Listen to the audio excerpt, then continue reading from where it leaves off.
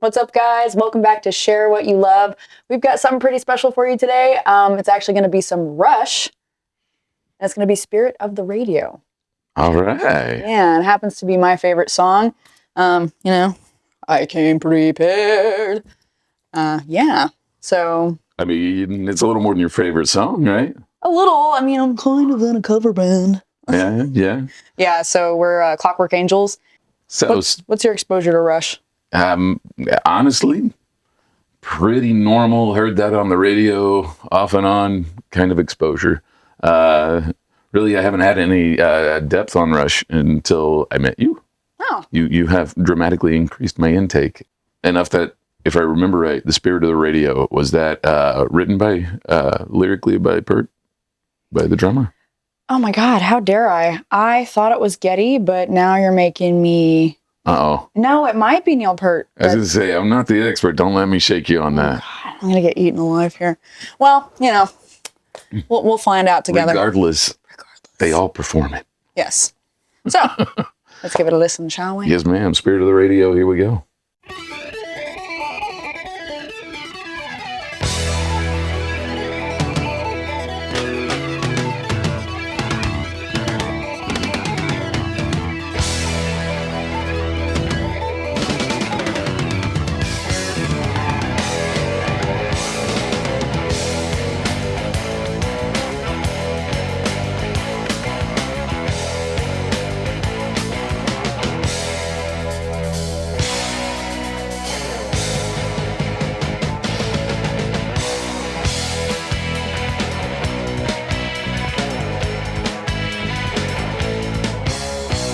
Okay, how many different songs did we just hear in the intro?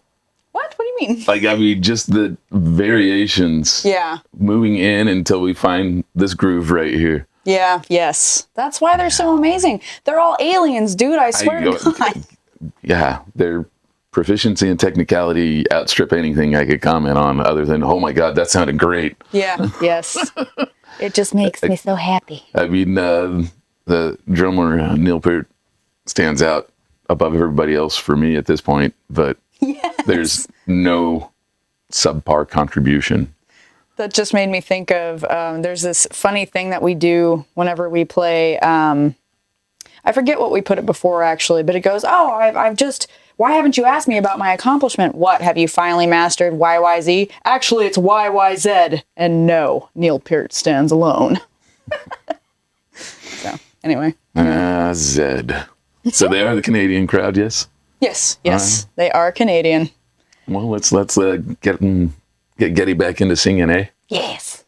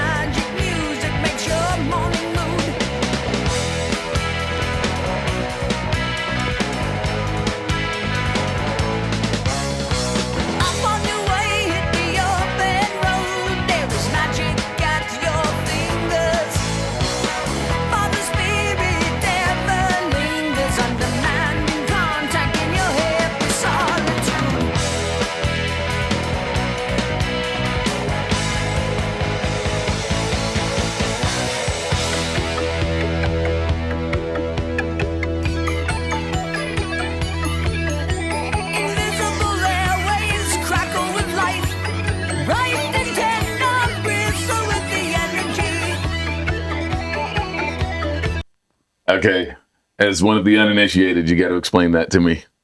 Which part? Honestly, I don't actually know. This is a recent video. I believe they made this after Peart passed away. R.I.P.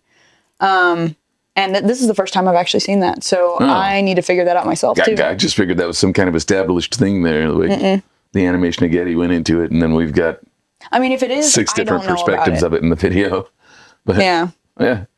Oh, it's I didn't mean to put you in the spot. No, you're fine. It's the Brady Bunch of hands. Like, something that's sticking out to me with this too is like it just feels so wholesome. Like, not in any kind of like cheesy or naive kind of way, but just kind of there's a purity to it.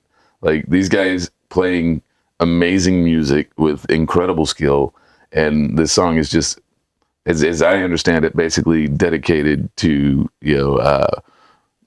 kind of music as a first love, hearing it over the radios and the different formats and feelings that were given by that over time. Yeah, definitely. It also speaks to me as sort of like, obviously the name is the spirit of the radio, Yes. but kind of as a consciousness of its own. Like, Okay. invisible airwaves crackle with life, bright antenna bristle with the energy. And it's just, whenever you listen to music, what happens to you? Like, I mean, depending on the music, of course. Yeah. Yeah. It puts you in a different mood. So like this, whenever I hear it, I'm instantly just in a better mood because I feel like I'm sitting with a friend, not just a song. Yeah. That might be cheesy, but No. that's how I relate to it. Oh no, I think I think for especially people who really get into Rush, that is pretty accurate. It's like sitting with a friend, and like it almost has sort of a familiar conversational kind of feel. But anyways, we'll get back to the boys. Emotional feedback on a timeless wavelength, bearing the gift beyond price, almost free. All this machinery making modern music can still be open-hearted, not so fully charted. It's really just a question of your honesty. Yeah, your honesty. One likes to believe in the freedom of music, but glittering prices and endless compromises shatter the illusion of integrity. Yeah.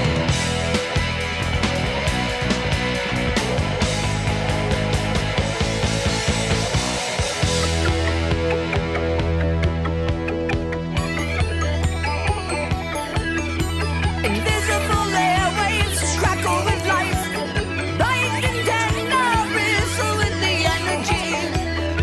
Is that what those are? The invisible airwaves? Emotional feedback on a timeless wavelength, bearing a gift beyond price, almost free.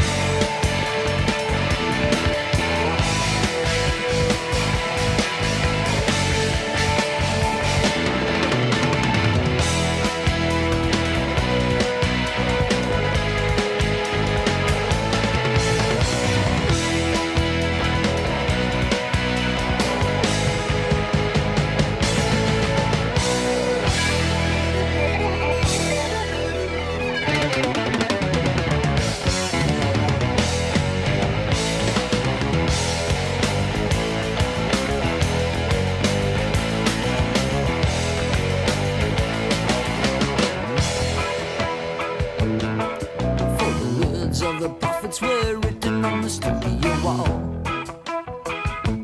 Concert hall. I mean, here we go again with jumping through through styles. I mean, smoothly. The transitions are great, and Yeah, like it kind of stops and goes into a sort of almost reggae sort of beat Yeah. thing. yeah, from the regular vibe of the song into that sort of more funky rhythm that they got into right before that island sound. It's great. Yeah. And okay, so you said this is a recent video. I believe so. I don't know how recent. Yeah. I think it was within, well, I mean, obviously after the passing, but Okay. Well, I see that like the version that we clicked onto is 4 years old. I mean, I have no idea how old the actual video is. has it been that long? Oh my God. Yeah.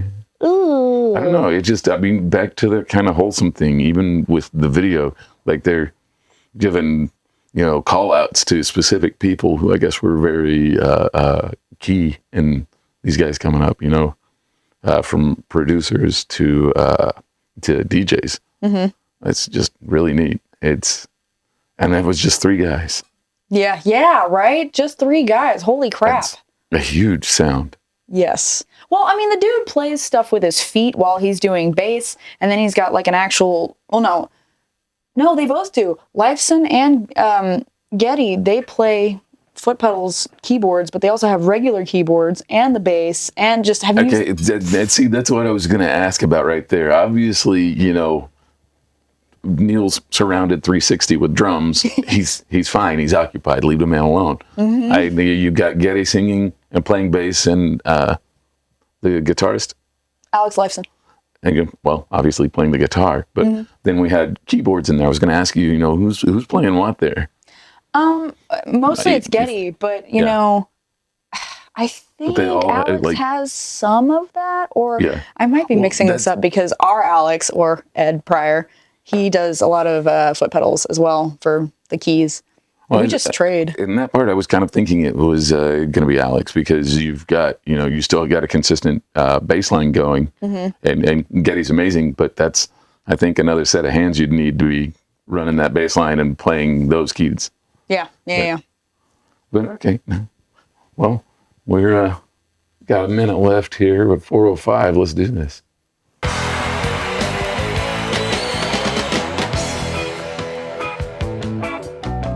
Echoes with the sound of salesmen, of salesmen, of salesmen. I love that image.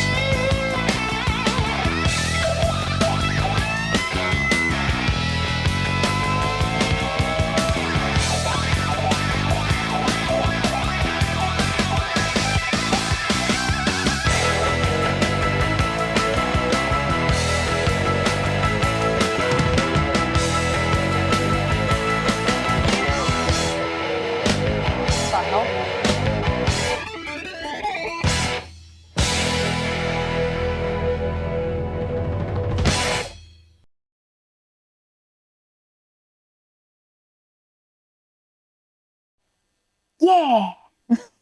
Oh, and the empty drum set in memory. Yeah. That still hurts. I don't think it ever won't hurt, but you know.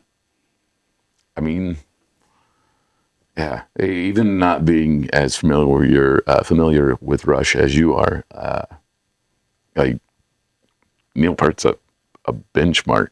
Like, He is a beast. if you are, yeah, Like, He's- and let me say, we're pretty damn close.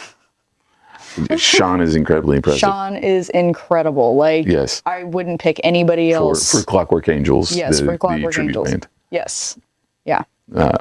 Yeah. I was just thinking of that too, because we were talking about how big of a sound they are with three people, and I was thinking, oh yeah, they're such a big and technical group that to reproduce three people, you know, Clockwork Angels is using four. And it's funny because we used to be in a variety band, and we started with 2112, Temples of Syrinx. That was my first Rush song ever. That was the first one I ever did. You know how it is. It's all the way freaking up there. And then we just, after that, we added, I want to say Fly By Night That's a great song. years ago. But then we started adding more and more and more. And then we're like, well, why don't we just start a Rush tribute band? Like, okay. Yeah. So, yeah. So, particularly, Spirit of the Radio. What made you pull that one up for us? It's my favorite. Just because, like I said, it really reminds me that everything is consciousness, and music is one of my favorite pieces of consciousness, because no matter where you go, no matter what you do, if you've got music, you have, it's like, People have a relationship with music. yes. Well, this one's not audio coffee. This one's audio alchemization, I believe, because it gets in your very bones, it gets in your cells, and it can just take you anywhere. Yeah. So, I mean, you know, music speaks to people, and it speaks to people differently. Like, the same song can be heard from different directions by different people. And well, that was a fantastic suggestion. I'm glad you brought that up for us. thank you. Thank you. Well, ladies and gentlemen, we appreciate you coming to see us today. And do give us the likes, subscribes, and comments as you're feeling them. And don't forget to share. Share what you love. It's true. We'll see you around for the next bit.